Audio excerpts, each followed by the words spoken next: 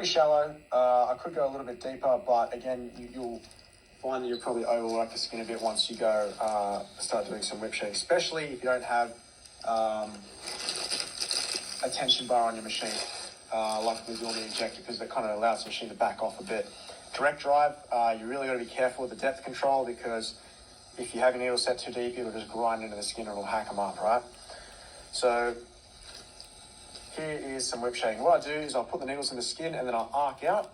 It's a nice arcing kind of motion. You can arc back in, and then that will put ink into the skin faster and it'll build up your layers quicker. But I tend to like to kind of just flick it out once, because I find it allows me to kind of sculpt the shading a bit more.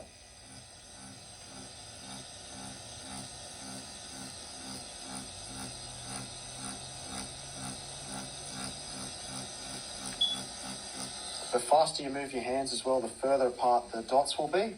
So the more you'll get that kind of nice fade out when you kind of move your hands a bit faster.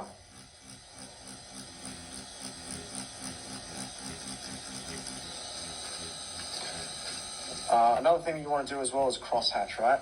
So all the needles, if you flick out your needles in the same direction all the time, there's going to be gaps because the needle's hitting the same place every time it goes up and down.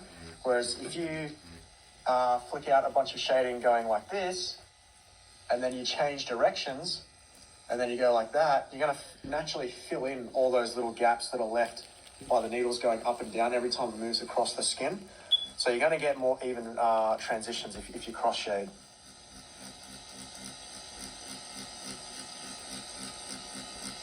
Also your depth as well, how much you push the needles into the skin will determine how dark the dots are. The cool thing about black is it's the easiest color to get in the skin, and even if you go a bit shallow, it'll still stay there when it heals within reason. If you're just literally, like brushing the skin like that, then when it heals, it will lighten up a lot and you'll lose some of that. But you can, kind of back off a little bit and it will put lighter gradients into the skin.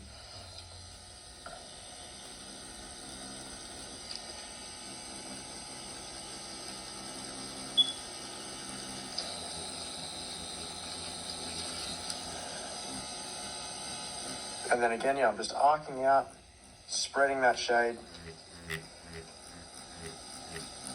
It is tempting to constantly change the direction of the skin and move it around. That will make it a lot easier to whip your shades out, but it will make you develop a bad habit for when you start tattooing actual people, because you can't just flip people around. So you kind of want to get used to shading out from multiple different angles. And when you can do that, it'll translate a lot better to when you start tattooing skin.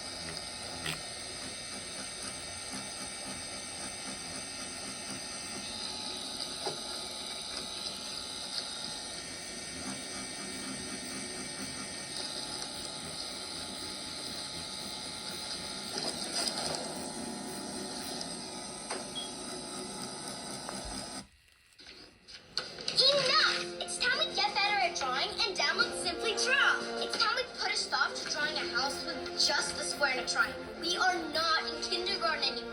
Simply Draw teaches you about perspective, so you can make that house.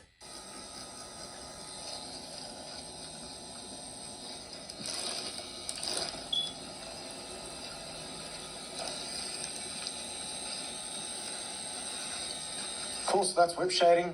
And the next one is brush shading, right? So brush shading or pendulum shading is when you kind of go back and forth like that. And then as the skin hits in the middle, as the needle hits in the middle of the movement, that's where it will be the darkest. So that's how you get shading without any kind of edges on it, right?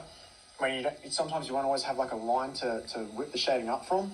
And you'll need to create kind of just gradients from nothing, right? I kind of don't do that as much. What I normally do is I'll sort of, if it's like a really light flat gradient that I've got to get, I'll just pack a lighter shade and then I'll whip that out. I do sometimes use brush shading, but what I'll do is I'll just go in kind of very lightly and I'll move it back and forth and I'll use a combination of pendulum shading and the oval formation that I use when I'm packing, and I'll just even out my shades by going kind of very lightly over the part that I'm working on.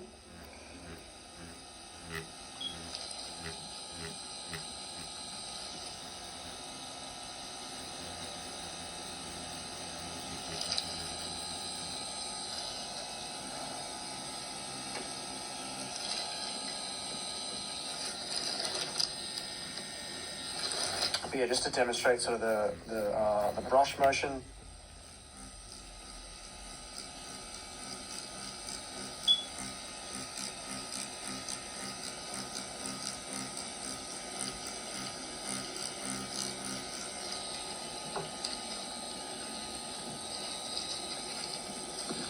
It's really important when you do that as well that you want to crosshatch, right? So as you're kind of doing your brush strokes, you want to change directions or come from a different angle.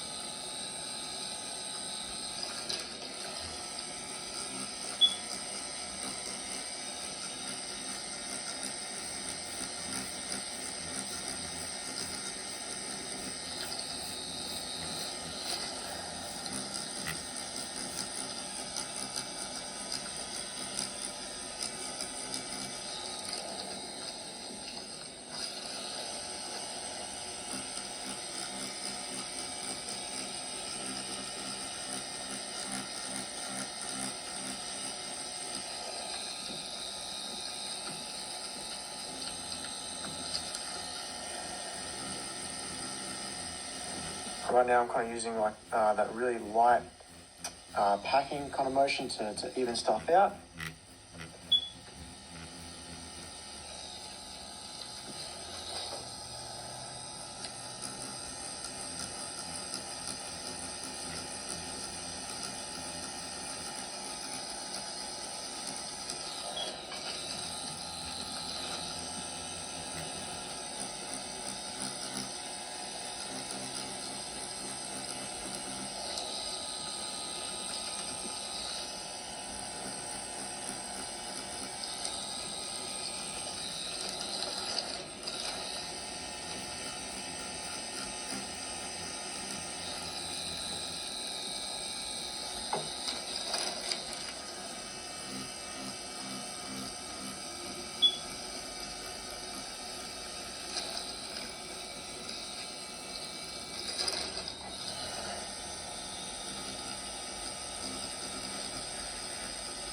Yeah, like I said, I mainly use a combination of packing and whipping to do my gradients. I don't really like the pendulum shading technique. A lot of people use it, but you know, I kind of do it my own way with just a combination of the really light packing, and then I'll whip out off of that, and then gives me kind of like these nice smooth sort of fade outs that you see here, and then that's how I shade black and grey. Just pretty much use a combination of those two techniques.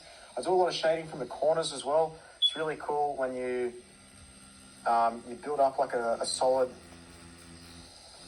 When you shade with the corner of a curve maker, you get one solid edge, like really sharp, and then as on towards the other side of the mag, it'll naturally fade out without you even having to kind of whip it out.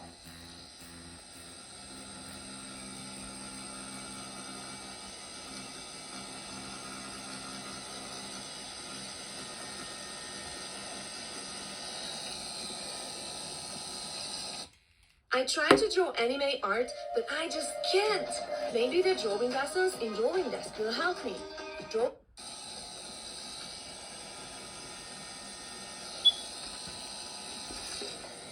So those are pretty much the techniques that I use for black and grey. It's really quite simple. It is a little bit different when you do stippling, but we'll get into that's kind of a tutorial for another day. But yeah, you can use the the pendulum shading to just move back and forth, and then towards as you keep cross hatching, the center will get sort of darker.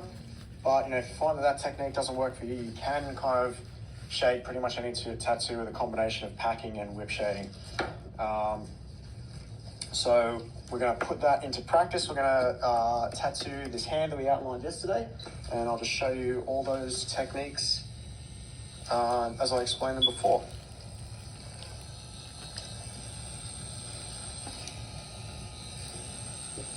Just put a nice layer of Vaseline over the entire tattoo before we start.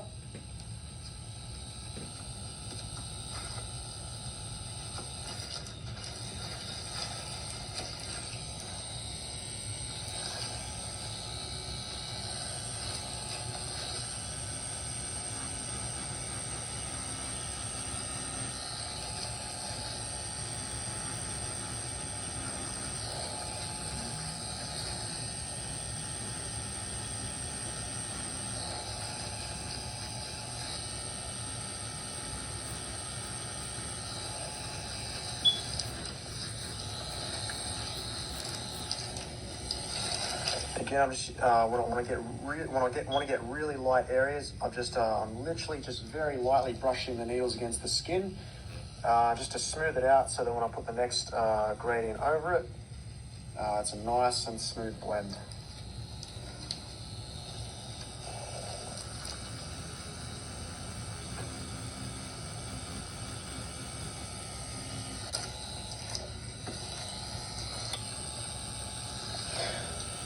But yeah, the way that I do brush shading is like I'm just very lightly, like I'll use the corner of the mag, and I'll go. That's when I'm going like normal depth, and that'll get me my solid black.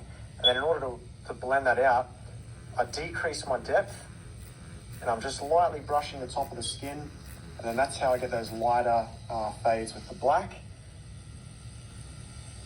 It allows me to get those nice smooth blends.